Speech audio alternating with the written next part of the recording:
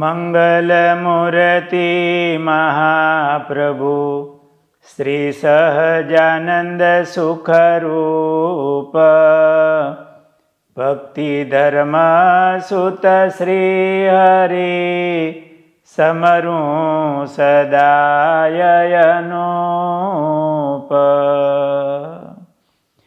બોલો સ્વામિનારાયણ ભગવાનની જય.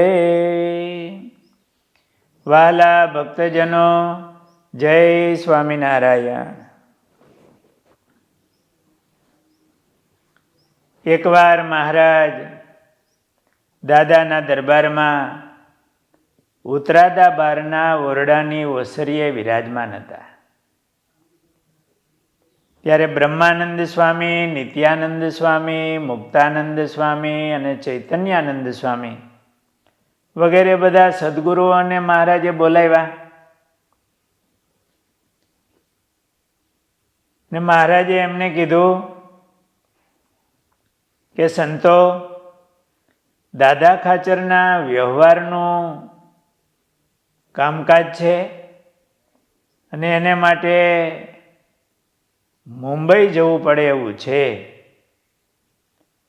તો કોઈ સાધુ જો મુંબઈ જાય તો અમારે જવું ન પડે અને આ દાદા ખાચરનું કામ થઈ જાય. એટલે મુક્તાનંદ સ્વામી તથા બ્રહ્માનંદ સ્વામીને મહારાજે કીધું કે આ સાધુમાં તમે પૂછો, કોઈ મંડળ જાય તો ઠીક, નહીં તો અમારે જવું પડશે.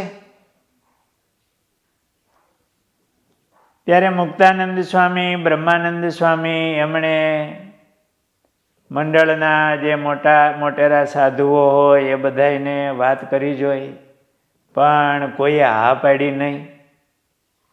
કારણ એક તો એ અંગ્રેજ સરકારનું કામકાજ હોય, વળી અહીંથી મુંબઈ જવાનું એટલે રસ્તામાં જંગલ આવે, બહુ વિકટ. અત્યારે વિદેશમાં જવું હેલું, પણ ત્યારે મુંબઈ જવું કઠણ હતું બહુ. એટલું જ નહીં, પાછી ભાષા પણ આવડે નહીં. તો જે મહારાજે કામ દાદા ખાચરનું હોંપેલું હોય કરવાનું, એનો આમ એ કામ થશે એવો વિશ્વાસ આવવો જોઈએ. વળી દૂર જવાનું એટલે કોઈ સંતોએ સામેથી મરજી દેખાડી નહીં. બ્રહ્માનંદ સ્વામીએ મહારાજને કીધું, મહારાજ કોઈએ આમાં હા પાડી નથી, પણ એક યોગી જાય એવા છે.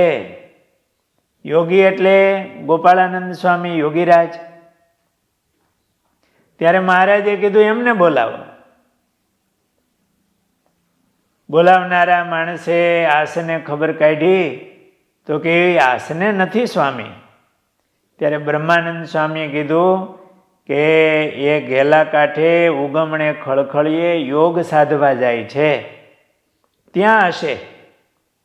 એટલે ત્યાં તુરત સમાચાર આપવા માટે કોઈ ભક્તો ગયા. ગોપાળાનંદ સ્વામી ત્યાં યોગ સાધતા હતા, એમને બોલાવી લાવ્યા.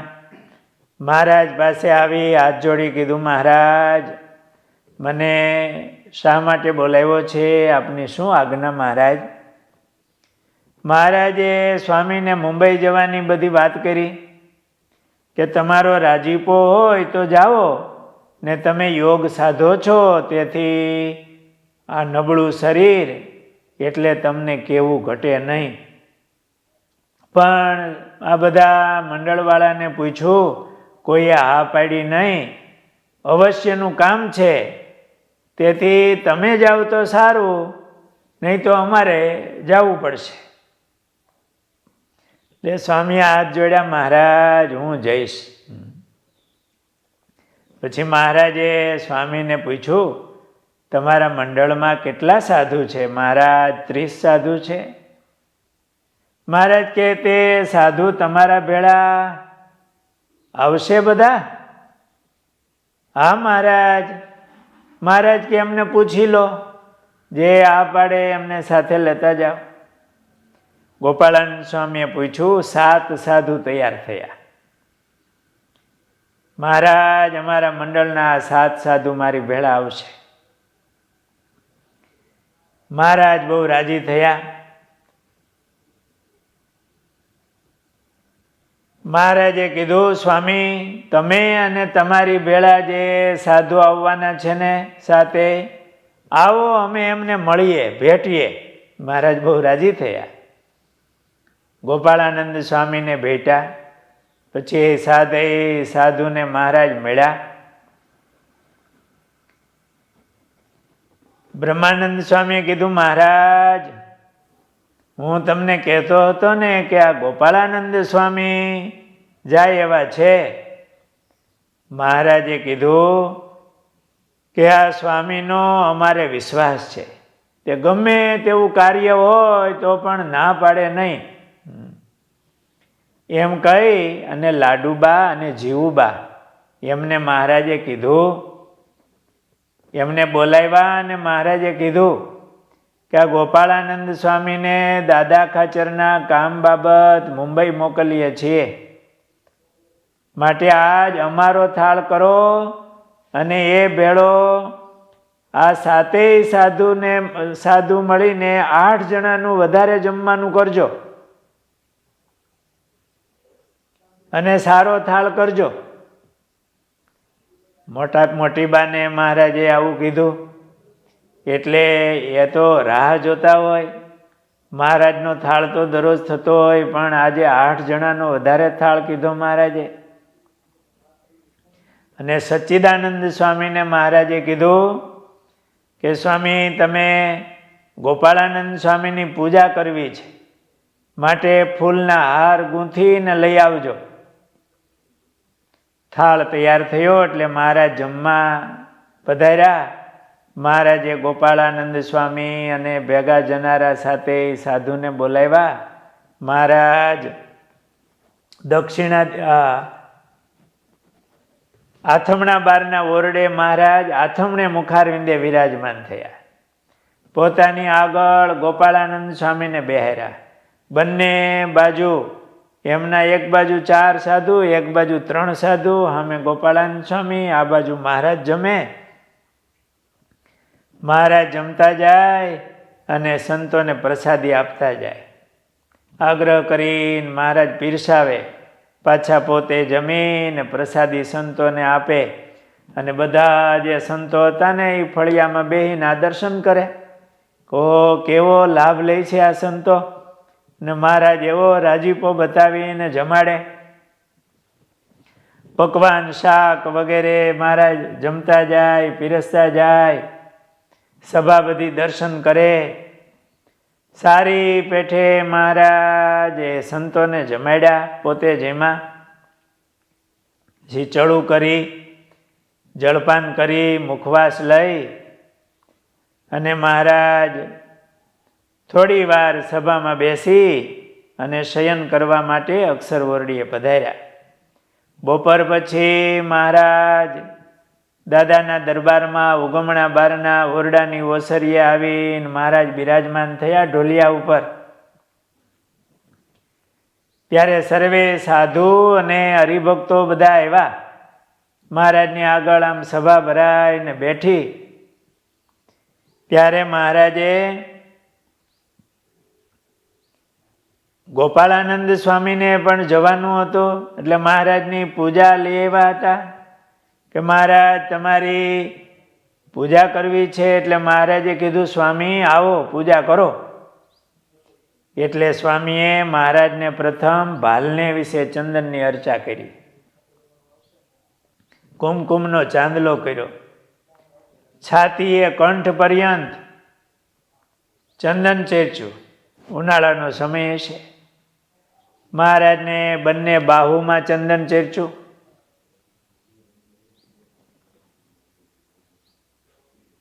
ઉદર ઉપર મહારાજને ચંદન ચેર્ચ્યું. ગોઠણથી નીચે મહારાજને બધે ચંદન ચેર્ચ્યું. મહારાજના ચરણ ઉપર ચંદન ચેર્ચ્યું. અને એક એક અંગના નિરખી દર્શન કરીને મહારાજના એક એક અંગમાં આવી રીતે ચંદન ચેર્ચ્યું. સાધુઓએ પણ જે જાનારા સાધુ હતા સ્વામીના મંડળના, એમણે પણ મહારાજની પૂજા કરી. મહારાજને ફૂલના હાર પહેરાવ્યા. કોઈ સાધુએ ફૂલનો હાર, કોઈએ મહારાજને ગજરો, બાજુબંધ ધરાવ્યા અને મહારાજની આરતી ઉતારી. પછી મહારાજ ઊભા થઈ અને ગોપાળાનંદ સ્વામીને મળ્યા. છાતીમાં ચરણારવિંદ દીધા. ચંદન બહુ ચેરચ્યું હતું અને પછી આમ સ્વામીને મળ્યા હોય એટલે મહારાજની મૂર્તિમાં જે ચંદન હોય એ સ્વામીને પણ આમ અંગમાં આમ ચંદન મહારાજની પ્રસાદીનું લાગે. મહારાજનો કેવો રાજીપો અને કેવું સુખ લે છે. આપણે મહારાજની આજ્ઞામાં રહીએ તો મહારાજ પણ આવો રાજીપો આપણને આપે.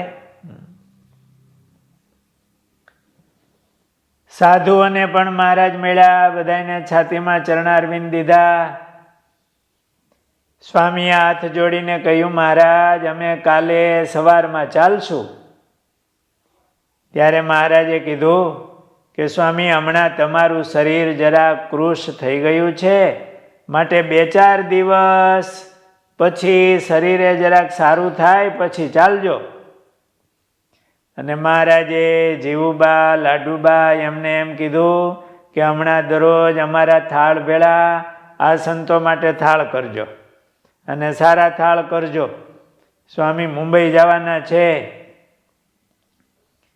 આ જીવુબા, લાડુબા એમના હૃદયમાં કેવી ભક્તિ હશે. મહારાજની આજ્ઞા થાય, ભગવાનમાં સંતોમાં બહુ હેત. દરરોજ થાળ થાય, વળી પાછા મહારાજ બોલાવે. મહારાજ પોતાની પ્રસાદી આપે, પીરસીને સંતોને જમાડે. આવી રીતે એમ 12 દિવસ વીતા. એટલે થોડા દિવસ થયા, સ્વામી હજી તમારા શરીરે બરોબર નથી, બહુ લાંબે જાવું, શરીરે થાક લાગે, થોડી વાર તમારું શરીર કૃશ અને પછી જાજો. એમ કરતા 12 દિવસ થયા. 13મે દિવસે સ્વામીએ તેના સાધુને કહ્યું કે મહારાજ તો આપણને રાખવાની તાણ કરે છે, પણ આજ તો તૈયાર થઈને જઈએ. મહારાજ પાસે ચાલો, રજા લઈએ અને બધા તૈયાર થઈને જ. સંતો મહારાજ પાસે આવ્યા. ઉગમણા બારને ઓરડે મહારાજ સભા કરીને બેઠા હતા. મહારાજને હાથ જોડીને કીધું, રજા માંગી. ત્યારે મહારાજે કીધું, કાલે એક હરિભગતની રસોઈ છે અને તમારા બધા સંતોની પૂજા કરવી છે, માટે તમે પરમ દાડે સવારમાં ચાલજો. વળી 13મા દિવસે પાછા સંતોને જમાડ્યા, સંતોની પૂજા કરી, ભેટા અને બીજે દિવસે સવારમાં જવાનું. અને મહારાજે એટલા ભાવથી જમાડ્યા કે હવે તો આપણે બહુ જાજે દાડે મળશું, ભેળા થશું, માટે સારી પેઠે જમો. એમ સંતોને તાણ કરી કરીને મહારાજે 13મા દિવસે જમાડ્યા. મહારાજે મુખવાસ પણ આપ્યો. ઢોલીએ મહારાજ બિરાજમાન થયા અને મહારાજ કે આવો હવે પૂજા કરો. એટલે વળી ગોપાળાનંદ સ્વામીએ મહારાજની પૂજા કરી, આરતી ઉતારી, સંતોએ પણ પૂજા કરી. પછી સ્વામી આસને જઈ તૈયાર થઈને મહારાજ પાસે સભામાં આવ્યા. બીજે દિવસે સવારમાં નીકળવાનું હતું. મહારાજને દંડવત કરી, પગે લાગ્યા, સર્વે સભાને નમસ્કાર કરી અને ગોપાળાનંદ સ્વામીની સંતો ચાલ્યા. મહારાજ અતિશય પ્રસન્ન થયા ને કહ્યું, સ્વામી તમે હવે મુંબઈ જવું રહેવા દો અને લાધા ઠક્કરને મુંબઈ મોકલશું, તે કામ કરી આવશે ને વ્યવહારિક કામ છે તેમાં તમને શું મોકલવા. ત્યારે સ્વામી પાછા વળ્યા. સામાન આસને મૂકીને સભામાં આવ્યા. મહારાજે બહુ રાજીપો બતાવ્યો કે આ ગોપાળાનંદ સ્વામી, આ સંતો અમારી અનુવૃત્તિમાં રહેનારા છે.